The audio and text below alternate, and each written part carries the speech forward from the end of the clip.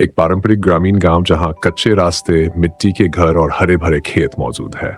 रमेश एक मेहनती किसान धोती और कमीज पहने कंधे पर बोरी रखे बाजार से वापस आ रहा है। रास्ते में रमेश को एक पुराना भूरे चमड़े का बटुआ पड़ा हुआ नजर आता है। वह झुककर बटुआ उठाता है और हैरानी से उसे उलट पलट कर देखता है। बटुआ खोलते ही रमेश को उसमें काफी रकम नजर आती है, जिसे देखकर वह चौंक जाता है। रमेश एक पेड़ के नीचे बैठकर गहरी सोच में पड़ जाता है कि उसे यह रकम रखनी चाहिए या वापस करनी चाहिए। वह गांव की चौपाल पर जाता है और सबके सामने बटुआ उठाकर घोषणा करता है कि उसे रास्ते में मिला है।